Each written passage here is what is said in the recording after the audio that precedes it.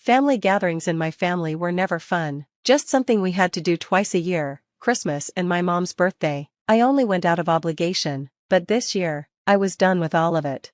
A little background, I'm the older sibling, and my younger brother Lucas was always the golden child. He could do anything wrong, and my parents would still make excuses for him. Meanwhile, I got punished for the smallest things. Lucas never held a job for more than 6 months. At 34, he was still living with our parents, not paying for anything or helping around the house. My parents spoiled him and leaned on me for everything: money, fixing their house, and listening to Lucas's drama whenever he got dumped. But this year, I was done being their backup plan, so I sold my house. When I arrived at my parents' house, something felt off. My mom looked overly happy, and Lucas had this smug smile. During dinner, my dad nudged Lucas to speak. Lucas stood up, grinning, and announced, "Mom and Dad decided I should move into your house." I stared at him, shocked. My mom added, "Since you travel so much for work, it makes sense for Lucas to stay there instead of wasting money on rent." They never asked me or even mentioned it before. They just decided on their own that my house was Lucas's new hangout spot. I calmly took a sip of my drink and replied, "That's funny because I sold it last week."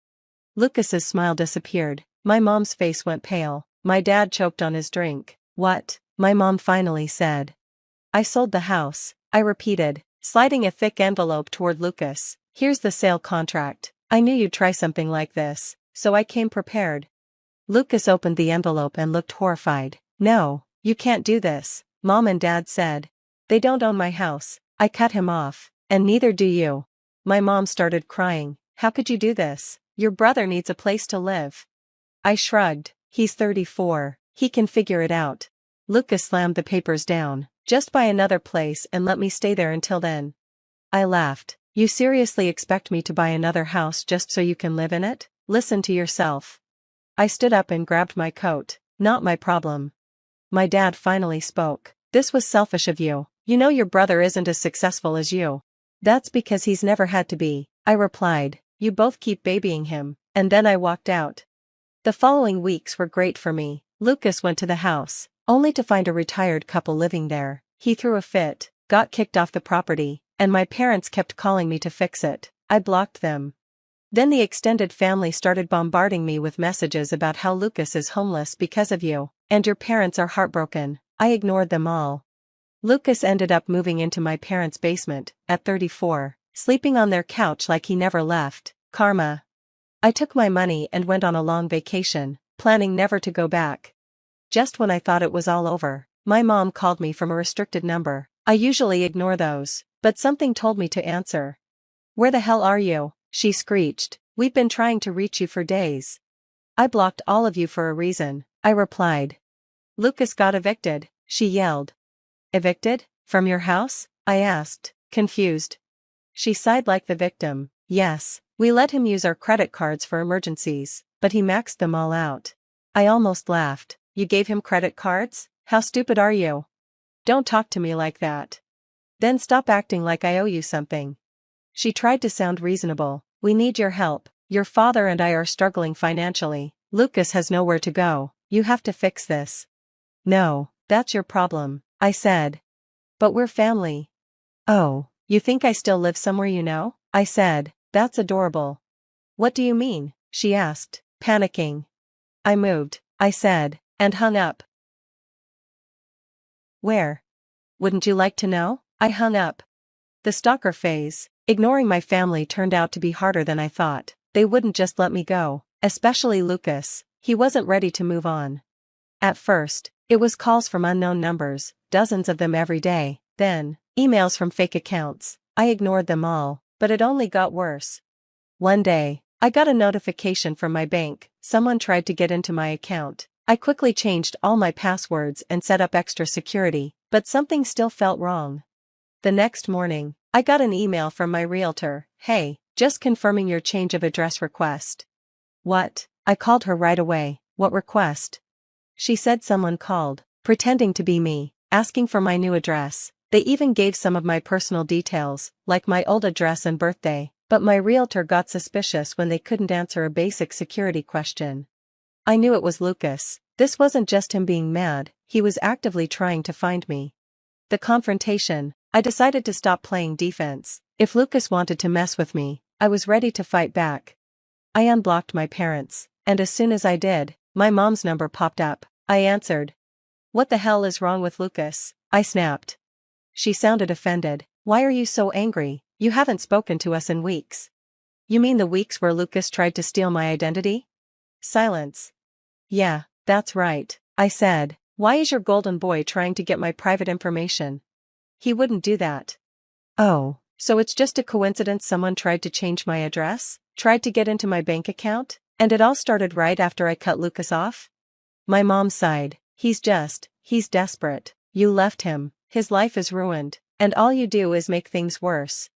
"No, he ruined his own life," I shot back, "and if he keeps this up, I'm calling the police." Now she panicked. "The police?" "Yes, the police. I have proof, so tell your precious boy to back off, or he'll be spending time in jail." She started begging, "Please, just talk to him, help him one last time." I took a deep breath. "Fine, put him on the phone." There was some shuffling, then Lucas's voice came on, sounding smug. "Oh, now you want to talk? I just want to know one thing, Lucas." Silence. "What was your plan if you got my address? Were you going to show up and demand I let you live in my new place?" No answer. "You really thought I wouldn't fight back?" I laughed. "You've always counted on me saving you whenever you mess up, but not anymore. If you fall now, you're hitting the ground hard." "You think you're better than me?" he hissed. "No," I said calmly, "I know I'm better than you." I hung up. I thought things would calm down after that, but 3 days later, I got a text from a friend. "Hey, saw something weird about you on Facebook. Thought you should know." My heart sank. I opened the link and found a public post from a shady-looking account, but it was all about me. Lies. It said I abandoned my dying parents, stole money from them, and left them to suffer while I lived a fancy life. The comments were awful. "Wow, disgusting. How could someone do that to their own family? I hope they lose everything." Then I saw who shared it, Lucas and my mom. They weren't just angry, they wanted to ruin my reputation. That was their biggest mistake. Honestly, I wasn't even surprised. My family always played the victim, twisting the truth to make themselves look innocent. But what really made me angry was how far they went.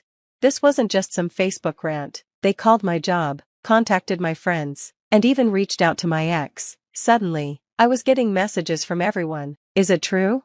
Why would you do that to your family? Did you really steal from them?"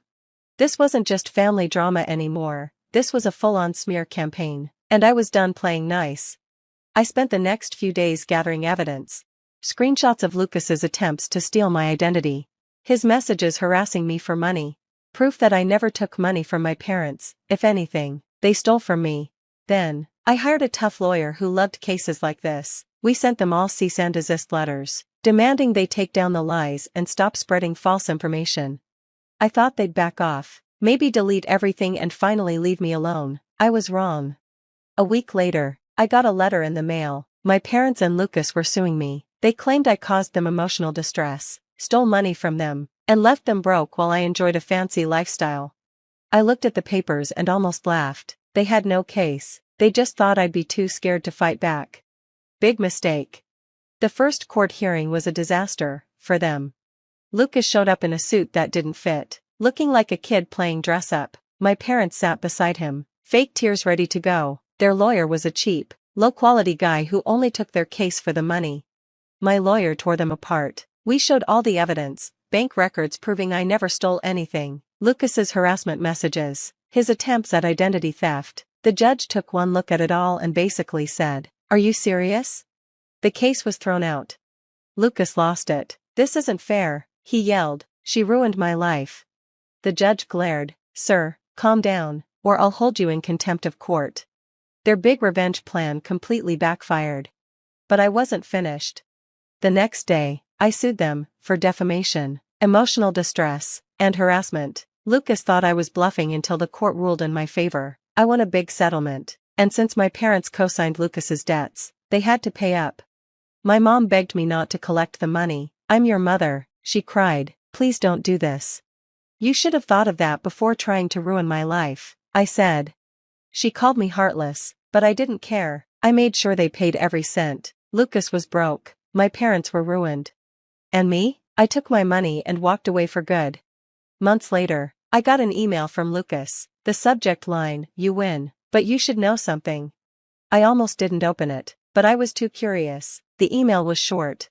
Mom and Dad lied to me too. They told me they had money saved for me, that I'd be taken care of, but they never saved a dime. The house? It was supposed to be mine. That's why they wanted me to move in. They needed you to keep it so I'd have something. I stared at the screen, my heart pounding. Then I read the worst part. They're in deep debt, not just from the lawsuit. They owe money to bad people, and now that they're broke, those people are coming after them. My blood went cold. I knew my parents were bad with money, but bad people? How bad are we talking? And just like that, I realized, this wasn't over. I sat there for a long time, just trying to process everything. My parents had lied to everyone, not just me, not just Lucas, everyone. They weren't just bad with money, they were in serious trouble with dangerous people, and now, those people were coming to collect. And if my parents couldn't pay? Someone was going to get hurt. I had two choices: walk away and let them deal with their mess, or find out how bad things really were. Against my better judgment, I decided to find out. It didn't take long to figure out what was going on. I made a few calls and looked at some records, and the truth hit me like a truck. My parents owed over $100,000, not just to banks or credit card companies, but to loan sharks. And Lucas? He wasn't the only one messing up. Turns out, my dad had a gambling problem. My mom had been covering for him for years. When their money ran out, they started borrowing from anyone who would lend them money. When that wasn't enough, they made promises they couldn't keep. When I sold my house, that was the last thing they were counting on. Now, with nothing left, someone was coming to collect.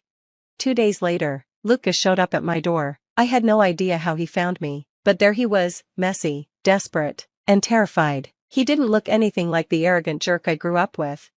"I need your help," he said. I crossed my arms. "Why would I help you?"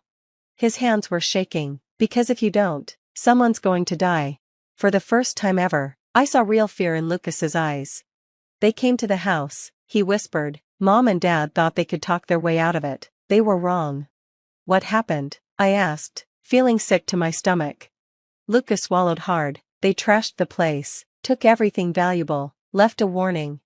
"What kind of warning?" Lucas rolled up his sleeve, showing me a fresh, nasty bruise on his arm. "They said if they don't get their money soon, next time it won't just be a warning." I took a deep breath. "So, what, you want me to pay off their debt?"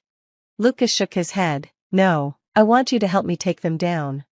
I didn't want to get involved. I had spent years getting away from my family's mess, but this was different.